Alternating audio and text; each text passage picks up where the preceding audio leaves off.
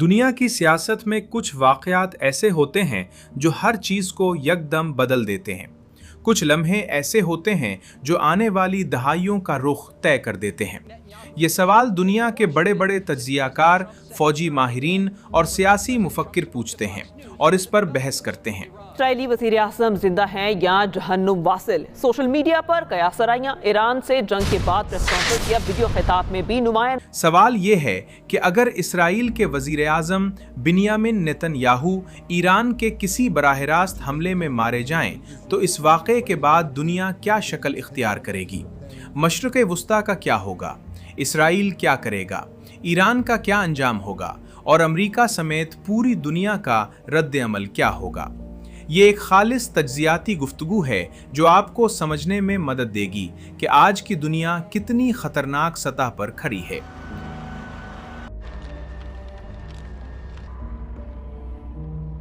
सबसे पहले हमें यह समझना होगा कि बिन्यामिन नेतन्याहू आखिर हैं कौन और मशरिक़ वुस्ता की सियासत में उनका मकाम क्या है।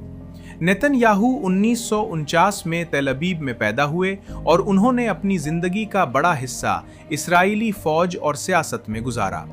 वो 1996 में पहली बार इसराइल के वज़ीर आज़म बने और उसके बाद कई बार इक़्तिदार में आए। वो इसराइल के सबसे तवील अरसे तक वज़ीर आज़म रहने वाले सियासतदान हैं। उन्होंने ईरान को इसराइल के वजूद के लिए सबसे बड़ा ख़तरा करार देते हुए पूरी ज़िंदगी इस मौजू पर दुनिया को ख़बरदार किया। ईरान के जौहरी प्रोग्राम के ख़िलाफ़ वो सबसे बुलंद आवाज़ में बोलने वाले रहनुमा रहे हैं।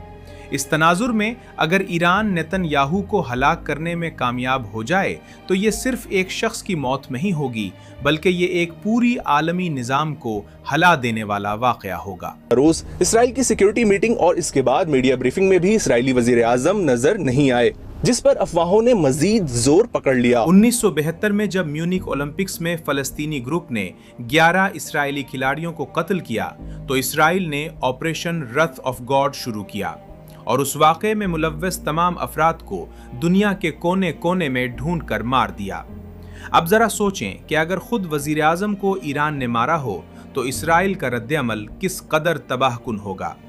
इसराइली फ़ौज के पास ईरान के तमाम अहम ठिकानों का नक्शा है और वो चंद घंटों में ईरान के फ़ौजी, एटमी और इंफ्रास्ट्रक्चर ठिकानों पर हवाई हमले शुरू कर सकता है।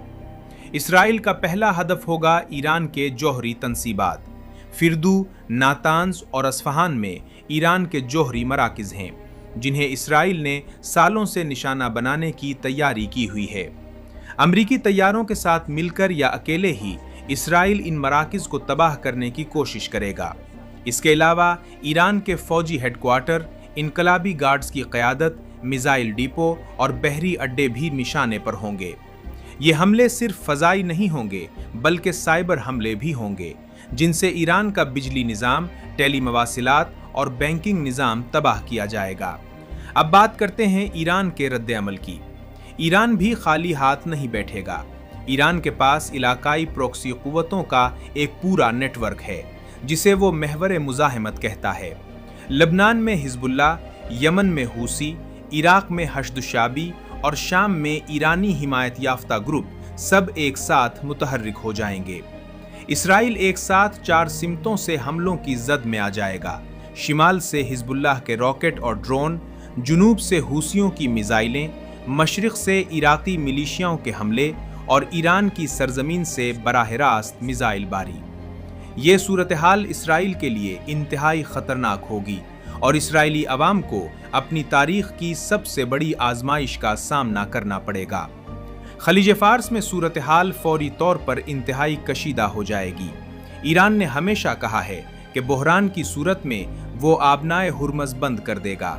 आबनाए हुर्मज़ दुनिया का सबसे अहम समंदरी रास्ता है जिससे दुनिया के 20% तेल की तरसील होती है।